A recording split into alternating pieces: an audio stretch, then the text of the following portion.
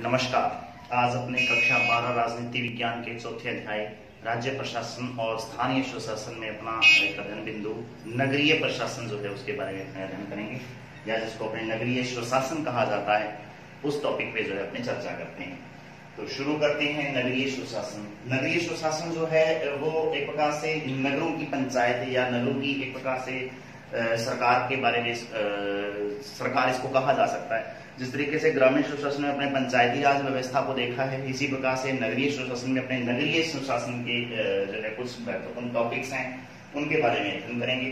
तो शुरू करते हैं। सबसे पहले तो बात याद रखनी है कि नगरीय स्वशासन की शुरुआत कब और कैसे हुई है। तो याद रखेंगे 74वां संविधान संशोधन होता है भारत में। तो मैं लिख देता हूं, यहाँ पे महत्वपूर्ण बात है ये 74वें संविधान संशोधन 1994। ये याद रखेंगे 74वां संविधान संशोधन 1994 में जो है एक प्रकार से जोड़ा गया था भारतीय संविधान में। 1994 में जोड़ा गया और इसी के साथ साथ जो है प्रकार से नगरीय स्वशासन की भी शुरुआत हो जाती है। इसके अंतर्गत क्या हुआ कि इसके अंतर्गत भारतीय संविधान के कुछ एक प्रकार से यूं मान लो कि भाग अलग से जोड़े गए, उसमें अनुच्छेद अलग से आए और उसकी जो एक प्रकार से अनुसूची जो थी वो एक प्रकार से अलग से जुड़ी। अब पूरी बात क्या है, तो भारतीय संविधान के अंतर्गत जो है क्या हुआ, भाग 9 यानी भारतीय संविधान के भाग 9, इसके अंतर्गत भाग 9 का मतलब यहां पे भारतीय संविधान के भाग 9 के अनुसूची 12 यानी 12वीं अनुसूची एक प्रकार से, उसके बाद में अनुच्छेद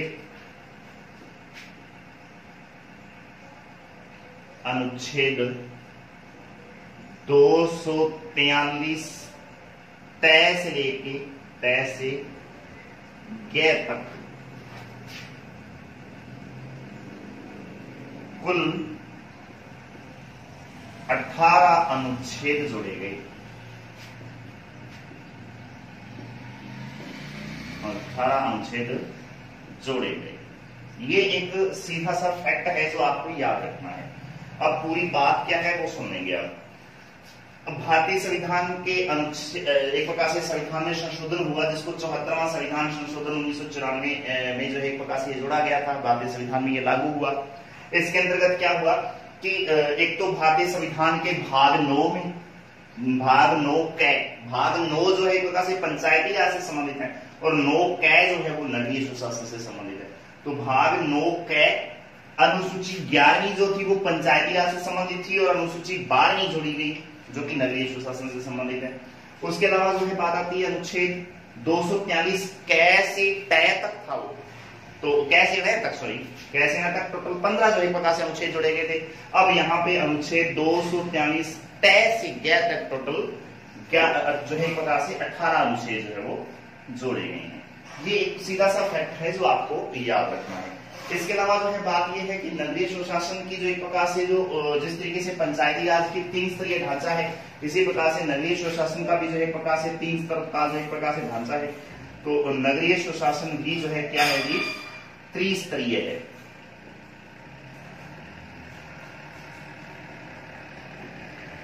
तीन स्तर है इसके भी, जिस तरीके से पंचायती राज व्यवस्था के हैं। वो कौन कौन से हैं, यानी 3 इकाइयां कौन कौन सी हैं। तो नंबर 1 बात आती है नगर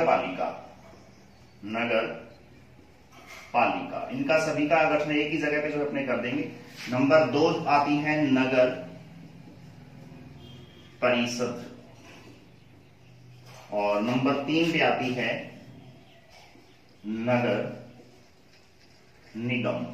तो ये तीनों का जो एक प्रकार से वर्णन जो है अपने इन्हीं के नीचे जो है एक प्रकार से यहां कर देंगे।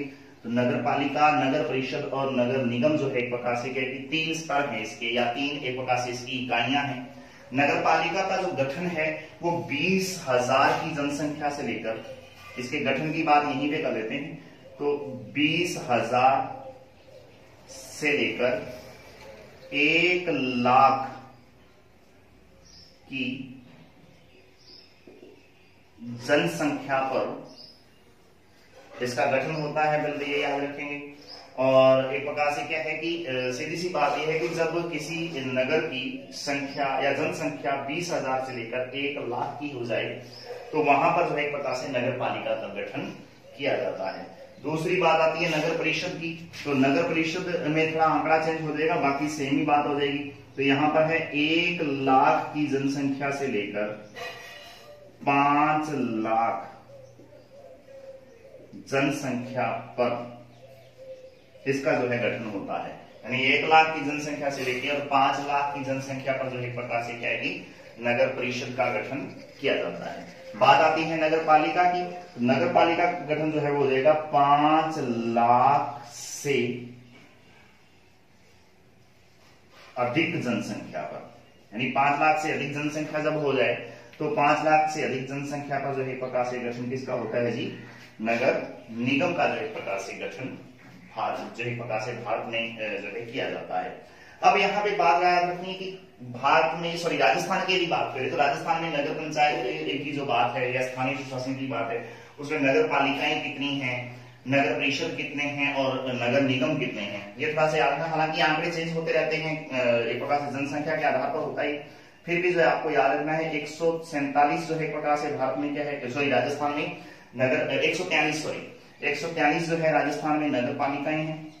उसके बाद में बात आती है नगर परिषद की। तो 34 नगर परिषद हैं राजस्थान में, 34 नगर परिषद। और जो है बात आती है नगर निगम की तो उनकी संख्या है 7, अर्थात 143 नगर पालिकाएं राजस्थान में, 34 नगर परिषदें और 7 नगर निगम है। 7 नगर निगम कौन से हैं, तो 7 संभाग है राजस्थान में, उन्हीं 7 संभागीय मुख्यालयों पर जो है क्या है जी नगर निगमों का भी जो है निर्माण किया गया है जनसंख्या के आधार पर। तो ये इनका जो एक प्रकार से गठन जो है लगातार जो है आगे से आगे होता रहा है। अब अपने बात करते हैं इनकी एक प्रकार से एक क्रम वाइज जो है इनके वर्णन की कि नगर पालिका किस तरीके से बनती है, नगर परिषद और नगर निगम का जो है किस तरीके से गठन होता है। तो सेम बातें हैं, बात अपने हालांकि गठन की तो कर चुके हैं कि 20,000 से 1 लाख की जनसंख्या पर नगर पालिका है, 1 लाख से 5 लाख तक जो है एक प्रकार से नगर परिषद और 5 लाख से अधिक जनसंख्या पर नगर निगम हो जाते हैं। अब बात करनी है कि इनका जो है प्रकार से जो सदस्य हैं वो किस तरीके से जो है प्रकार से इनके चुने जाते हैं, इन सब के चुनाव की बात करते हैं। तो सबसे पहले जो है अपने बात करेंगे नगर निगम की, क्योंकि नगर निगम से ही अपने आप ही जो है ये नगर पालिका और नगर परिषद जो है आते जाएंगे। तो पहले नगर निगम की जो है अपने बात करते हैं किस तरीके से इनका जो है गठन किया जाता है। तो शुरुआत करता हूं मैं नगर निगम के एक प्रकार से चुनाव की और उनकी निर्वाचन प्रणाली किस तरीके की है। तो यहां पे अपने हेडिंग डाल देते हैं नगर निगम किस तरीके से इसका जो है गठन होता है। तो आप सुनेंगे। एक तो याद रखेंगे सभी 7 संभागीय मुख्यालयों पर जो है प्रकार से 7 नगर निगमों का निर्माण किया गया। यह बात अपने पहले कर चुके हैं। राजस्थान में खासतौर पर देखा जाए तो एक नगर निगम बना हुआ है। अब इसके सदस्य जो होते हैं, नगर निगम के सदस्य जो हैं क्या कहलाते हैं, तो याद रखेंगे इनके सदस्य जो होते हैं वो पार्षद कहलाते हैं। नगर निगम के सदस्य क्या कहलाते हैं, पार्षद कहलाते हैं। उसके बाद में पार्षदों की न्यूनतम संख्या जो है वो कम से कम कितनी होनी चाहिए, पार्षदों की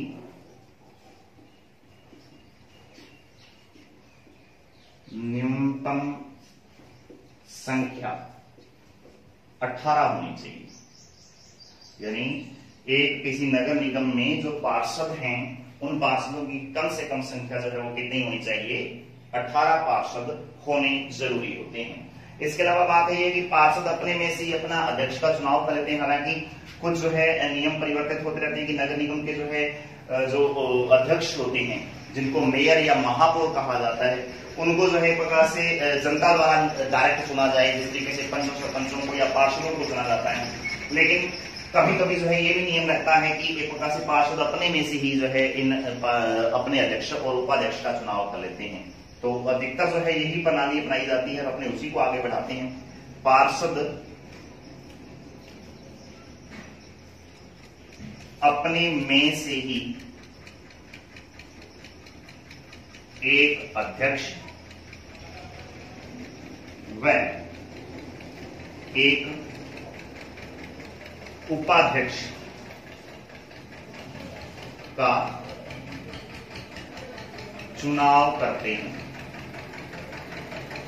ये याद रखना है कि पार्षद अपने में से जो है प्रकार से क्या है कि अप्रत्यक्ष रूप से इसको बोल देंगे, तो अपने में से एक अध्यक्ष और एक उपाध्यक्ष का चुनाव कर लेते हैं। अध्यक्ष को जो है क्या कहा जाता है, ये पेपर में प्रश्न पूछा जाता है। अध्यक्ष जो है, तो एक जो अध्यक्ष है उसका जो है नाम आपको याद रखना है कि उसको क्या कहा जाता है, तो उसको मेयर या फिर जो है एक प्रकार से महापौर जो है इसको कहा जाता है। यानी नगर निगम का जो अध्यक्ष होता है या जो मुखिया होता है उसको मेयर या फिर महापौर के नाम से जो है जाना जाता है। ये आप थोड़ा सा याद कर लेंगे। उसके बाद में पार्षदों का चुनाव जो है, अब पार्षदों का चुनाव किस तरीके से होता है, पार्षदों में इसके जो एक प्रकार से सदस्य हैं, पंच जिसको अपने बोलते नगर निगम के पंच जिसको पार्षद कहा जाता है। तो पार्षदों का जो चुनाव है, पार्षदों का चुनाव जनता द्वारा, यहां पे जनता वयस्क जनता की बात कर रहा है, जहां जिनका नगर निगम में एक प्रकार से वोटर आईडी में, जिनका वोटर लिस्ट में जिसका नाम है, उस वयस्क जनता द्वारा प्रत्यक्ष रूप से होता है, प्रत्यक्ष रूप से मतदान द्वारा होता है। ये याद रखना है कि पार्षदों का चुनाव जो है वो मतदान द्वारा जो है प्रकार से क्या है कि जनता द्वारा डायरेक्ट वोट देके उनको चुना जाता है। तो वयस्क मताधिकारी जो है इनका चुनाव करते हैं। अब बात आती है इनके कार्यकाल की। तो वैसे तो कार्यकाल जो है अमूमन हम देखते हैं कि जब तक नगर निगम में उन सदस्यों का एक प्रकार से बहुमत रहेगा तब तक रहेगा, सरकार के बहुमत तक, सीधी सी बात ये है। लेकिन अमूमन देखते हैं कि 5 वर्ष जो एक प्रकार से कार्यकाल होता है। तो 5 वर्ष का जो है प्रकार से कार्यकाल जो है इनका निश्चित रहता है। उसके बाद में जो है योग्यता की बात करें कि पार्षद हैं, अध्यक्ष हैं, इनकी योग्यता क्या चीज है, कितनी होती है, तो योग्यता में एक चीज याद रखनी, इनकी उम्र, योग्यता होती है 21 वर्ष की आयु पूर्ण होना चाहिए। अर्थात जो पार्षद हैं या जो मेयर और उपमेयर वगैरह बनते हैं उनकी आयु कम से कम जो है क्या होनी चाहिए जी, 21 वर्ष की आयु होनी चाहिए। इसके अलावा एक योग्यता और है कि नगर निगम की मतदान सूची में या मतदाता सूची जो है, मतदाता सूची में नाम होना चाहिए। यानी जो व्यक्ति जो एक प्रकार से महापौर या मेयर का या फिर यूं मान लो कि पार्षद का चुनाव लड़ रहा है, उसकी जो है प्रकार से जिस नगर निगम से वो चुनाव लड़ रहा है उस नगर निगम की मतदाता सूची में जो है प्रकार से उस व्यक्ति का नाम होना अनिवार्य होता है। वो व्यक्ति जो है प्रकार से इस नगर निगम का सदस्य बन सकता है। उसके बाद में जो है बात आती है शपथ और त्याग पत्र जो है प्रकार से किसको देते हैं, तो याद रखेंगे महापौर जो है और मेयर जो पार्षद हैं, पार्षदों और मेयर इन दोनों को शपथ दिलवाने का कार्य जो है जिला कलेक्टर द्वारा जो है वो किया जाता है। यानी जिस नगर निगम की एक प्रकार से ये सदस्यता ले रहे हैं, अर्थात वो मतदान द्वारा चुने गए हैं, अध्यक्ष उपाध्यक्ष बने हैं या उसके अलावा पार्षद बने हैं, तो फिर जो है उनको एक प्रकार से शपथ दिलवाने का काम जो है उसी जिला का जो है एक प्रकार से जिले का जिला कलेक्टर जो है, डिस्ट्रिक्ट कलेक्टर डीसी जिसको अपने बोल देते हैं, वो जो है एक प्रकार से इनको शपथ दिलवाता है। मेयर अपना त्याग पत्र यदि किस देना चाहे, यानी मेयर जो है ये वाला व्यक्ति अपना त्याग पत्र देगा तो फिर वो संभागीय आयुक्त, यानी जिस संभाग का वो एक प्रकार से नगर निगम का निवासी है या नगर निगम का एक प्रकार से अध्यक्ष चुना गया है, मेयर जो है अपना जो एक प्रकार से त्याग पत्र है वो अपने आप में संभागीय आयुक्त को देगा। यानी उस संभाग का जो आयुक्त होता है, जो राज्य सरकार द्वारा या केंद्र सरकार द्वारा जो एक प्रकार से किसी परीक्षा द्वारा चुनकर जो एक प्रकार से आईएएस या आरएएस ऑफिसर होता है, उस व्यक्ति को जो एक प्रकार से अपना त्याग पत्र देंगे। जी हाँ, तो ये याद रखेंगे संभागीय आयुक्त को जो एक प्रकार से मेयर अपना त्याग पत्र देता है। पार्षद अपना त्याग पत्र किसको देंगे, तो वो डायरेक्ट मेयर को अपना त्याग पत्र दे सकते हैं। ठीक है जी, तो ये एक प्रकार से इसकी व्यवस्था है। उसके बाद में बात आती है यहाँ का प्रशासनिक पदाधिकारी कौन होता है, यानी जो एक प्रकार से ऐसा व्यक्ति जो सरकार द्वारा जो है किसी परीक्षा को पास करके, आईएएस या आरएएस की परीक्षा को पास करके जो एक प्रकार से वहां का सेक्रेटरी, जिसको अपने ग्राम सेवक अपने आम भाषा में पंचायती राज में बोल देते हैं, तो उस तरीके का वहां का ऐसा कौन सा व्यक्ति है जो एक प्रकार से जो प्रशासनिक तौर पे जो है वहां पे सरकार द्वारा नियुक्त होता है, तो उसको जो है कमिश्नर के नाम से जो है पुकारा जाता है। तो जो नगर निगम है, नगर निगम का प्रशासनिक पदाधिकारी कमिश्नर, या जिसको हिंदी में अपने बोले तो आयुक्त, तो इसको जो है बोला जा सकता है कमिश्नर या आयुक्त, जो है प्रकार से क्या है कि पंचायती सॉरी नगर निगम का जो है प्रकार से प्रशासनिक पदाधिकारी होता है। इसके अलावा जो है बात आती है कि इनको अविश्वास प्रस्ताव द्वारा किस तरीके से हटाया जा सकता है। तो नगर निगम के सदस्यों को हटाने की जो प्रक्रिया है वो अविश्वास प्रस्ताव द्वारा जो है प्रकार से इनको हटाने की प्रक्रिया होती है। किस तरीके से इनको हटाया जा सकता है ये बात हमें कर लेते हैं। तो याद रखेंगे नगर निगम के जो एक प्रकार से सदस्य हैं, इनको हटाने के लिए नगर पालिका, नगर निगम और नगर परिषद तीनों के लिए एक ही तरीका जो है प्रकार से है। एक तो ये है अविश्वास प्रस्ताव। पहले तो ये ध्यान रखना चाहिए कि है क्या चीज, अविश्वास प्रस्ताव क्या चीज है। तो याद रखेंगे अविश्वास प्रस्ताव ये है कि मान लो मेयर यानी जो एक प्रकार से जो अध्यक्ष चुना है अपने नगर निगम का, वो एक प्रकार से इन पार्षदों के अनुसार कार्य नहीं चला रहा है, या सरकार में एक प्रकार से वो कहीं ना कहीं दिक्कत खड़ी हो रही है और उसका बहुमत सिद्ध नहीं हो पा रहा है, तो उसके खिलाफ जो है अविश्वास प्रस्ताव यानी उस नगर निगम में अविश्वास प्रस्ताव पारित होगा। अब वो अविश्वास प्रस्ताव किस तरीके से पारित होता है, उसको पद से हटाने की प्रक्रिया जो है एक प्रकार से अविश्वास प्रस्ताव है।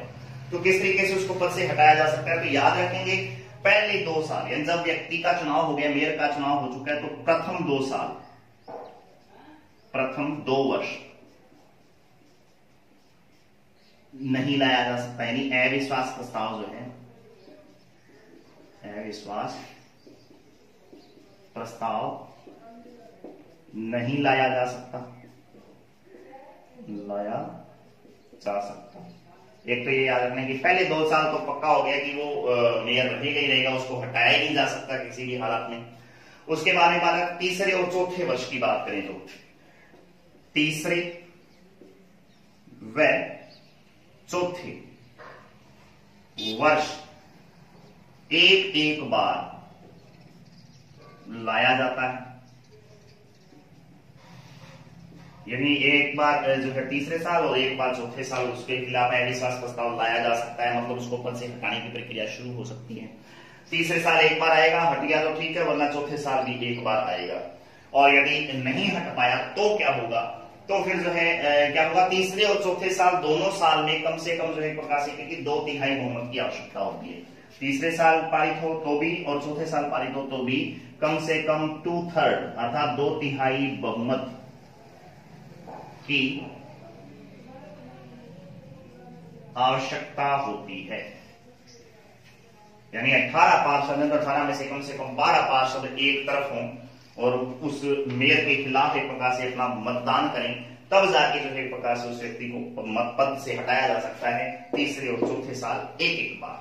ये याद रखेंगे, बहुत महत्वपूर्ण है ये बात। उसके बाद में बात आती है चौथे वर्ष में साधारण बहुमत से भी एक प्रकार से इसको हटाया जा सकता है। तीसरे वर्ष को जो है कम से कम क्या है कि ये है ये व्यवस्था, यानी 2/3 बहुमत से, और चौथे वर्ष यदि हटाना हो तो फिर जो है साधारण बहुमत से ही इसको पद से हटाया जा सकता है। साधारण बहुमत से ही हटाया जा सकता है। यानी सीधी सी बात है, पहले 2 साल जो है अविश्वास प्रस्ताव आएगा ही नहीं, तीसरे साल एक बार आएगा जो 2/3 बहुमत से पारित हो सकता है, उससे कम नहीं हो सकता। चौथे साल भी एक बार आएगा और उसको साधारण बहुमत से ही हटाया जा सकता है। साधारण बहुमत का मतलब होता है 1/2 प्लस 1 का बहुमत जो होता है। 2/3 बहुमत का मतलब ये हो गया कि जितनी सीटें हैं उनके 2/3 अर्थात लगभग 66% सदस्य एक तरफ हो, तब जाके उसको पद से हटाया जा सकता है। और यहाँ का मतलब ये हो गया कि 51% हो गया प्रकार से, तो यानी 1/2 प्लस 1, आधे से 1 वोट अधिक, ये मान सकते हैं अपने, उसको इस तरीके से बोला जा सकता है। और सीधी सी बात ये है कि अधिकतम 3 बार ही एक प्रकार से क्या है कि इसके खिलाफ, यानी नगर निगम का जो पार्षद या महापौर जो होता है, मेयर जो होता है, उसके खिलाफ सिर्फ 3 बार ही अधिकतम जो है अविश्वास प्रस्ताव लाया जा सकता है। 3 से अधिक बार जो है एक प्रकार से अविश्वास प्रस्ताव नहीं ला सकता। अमूमन 2 बार ही होता है, तीसरे साल एक बार, चौथे साल एक बार। और जरूरत पड़े तो 5-6 साल में जो है एक बार और अधिकतम लाया जा सकता है, वो भी यदि कोई वो कानून के अनुसार बिल्कुल भी कार्य नहीं कर रहा है तब ऐसी कंडीशन होती है, वरना 2 बार ही ऐसा होता है। तो मैक्सिमम जो है कितनी बार एक प्रकार से उसके खिलाफ अविश्वास प्रस्ताव आएगा, तो 3 बार जो है मैक्सिमम उसके खिलाफ अविश्वास प्रस्ताव आ सकता है। जी हाँ, तो ये बात अपने जो है नगर निगम की कंप्लीट होती है। उसके बारे में बात करते हैं कि नगर जो है परिषद किस तरीके से अपना जो है वो निर्वाचन इसका जो है होता है। सेम बातें हैं, कुछ एक फर्क है इसके नामों में। एक बस याद रखना है कि नगर परिषद जो है, तो नगर परिषद जो है उसका जो उसके सदस्य जो होते हैं, इसके सदस्य तो वही पार्षद ही कहलाते हैं। तो सदस्यों में तो कोई फर्क नहीं है, सदस्य तो पार्षद के पार्षद ही रहते हैं। अगली खास बात यह है कि नगर परिषद के जो अध्यक्ष होते हैं, यानी इसका अध्यक्ष जो होता है उसका नाम चेंज हो गया है, उसका नाम जो है एक प्रकार से सभापति होता है। अध्यक्ष और उपाध्यक्ष का नाम जो है क्या हो जाएगा, सभापति, और उपसभापति जो है इसका नाम हो जाता है। उसके बारे में बात आती है, इनको शपथ कौन दिलवाता है, यानी जो सभापति है, सभापति को शपथ कौन दिलवाता है, तो याद रखेंगे जिला कलेक्टर, डीसी जो होता है वो जिला कलेक्टर जो अपने आप में इनको शपथ दिलवाता है। त्याग पत्र ये किसको देता है, जो सभापति होता है, तो ये भी जिला कलेक्टर को ही त्याग पत्र देता है। त्याग पत्र किसको देगा, जिला कलेक्टर को ही प्रकार से क्या है कि ये अपना त्याग पत्र देता है। प्रशासनिक पदाधिकारी कौन होता है, तो प्रशासनिक पदाधिकारी सीईओ जो है प्रकार से होता है, सीईओ अर्थात मुख्य कार्यकारी अधिकारी, जिसको अपने इंग्लिश में हिंदी में बोलते हैं मुख्य कार्यकारी अधिकारी, वो इसका जो है प्रकार से क्या होता है जी, ये इसका प्रशासनिक पदाधिकारी होता है। अब इनको पद से हटाने की प्रक्रिया, यानी जो एक प्रकार से अविश्वास प्रस्ताव है, तो जैसा आपने नगर निगम में अविश्वास प्रस्ताव पढ़ा है, सेम वही प्रक्रिया जो है एक प्रकार से यहां पर है। तीसरे और चौथे साल एक बार,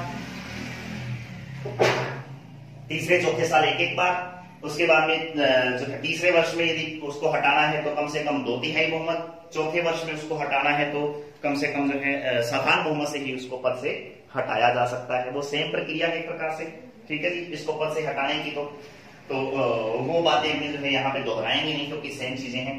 तो नगर परिषद का जो सदस्य है उनको पार्षद कहेंगे, अध्यक्ष को सभापति बोलेंगे। शपथ दिलवाने का काम जिला कलेक्टर करता है अध्यक्ष को। हाँ, पार्षदों को जो है शपथ दिलवाने का काम वो सभापति द्वारा ही किया जाता है, ये याद रखेंगे।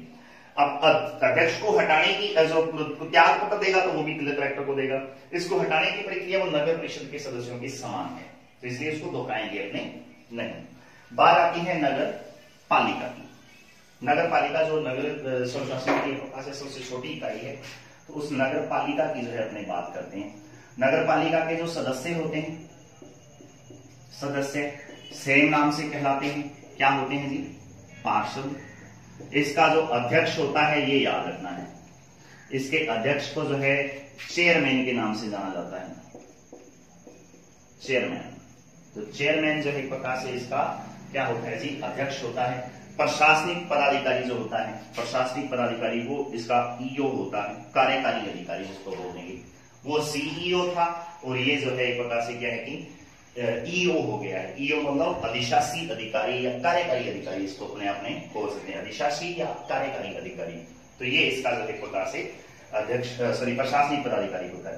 अब पार्षदों को शपथ दिलवाने का जो काम है वो अपने आप में अध्यक्ष द्वारा किया जाएगा, यानी चेयरमैन द्वारा किया जाएगा, और चेयरमैन को जो शपथ है वो अपने आप में एसडीएम जो है होते हैं, वो अपने आप में क्या है कि इनको चेयरमैन को शपथ दिलवाते हैं। तो इस तरीके से ये प्रक्रिया जो है अपने आप में नगरीय सुशासन में नगर पालिका की होगी है। अब इनको पद से हटाने की बात करें तो पार्षद को पद से हटाया नहीं जा सकता, क्योंकि ये तो एक प्रकार से पंच हैं, तो पंचों को भी जिस तरीके से नहीं हटाया जाता उस तरीके से नगर पार्षदों को भी पद से नहीं हटाया जा सकता। लेकिन हाँ, चेयरमैन को पद से हटाने की प्रक्रिया वो सेम है जैसा आपने पढ़ा है नगर निगम में। तो नगर निगम, नगर परिषद और नगर पालिका तीनों में अध्यक्षों को हटाने की प्रक्रिया सेम है, उनके खिलाफ अविश्वास प्रस्ताव पारित होने की प्रक्रिया जो है एक जैसी है, सेम की सेम है। तो ये जो है अपने आज का नगरीय सुशासन वाला जो टॉपिक है वो जो है अपने कंप्लीट होता है। याद रखने वाली जो मुख्य मुख्य बातें हैं वो ये है, एक तो जो है 74वां संविधान संशोधन 1994 में जोड़ा गया, इसके अंतर्गत भाग 9 क अनुसूची 12 अनुच्छेद 243 तय से ग तक जो है एक प्रकार से टोटल 18 अनुच्छेद जोड़े गए थे। मेन बात तो ये है। इसके अलावा जो है नगर परिषद के सदस्य, नगर पालिका और नगर निगम के जो सदस्य हैं उनको क्या नाम से पुकारा जाता है, ये थोड़ा सा याद रखने वाली बात है।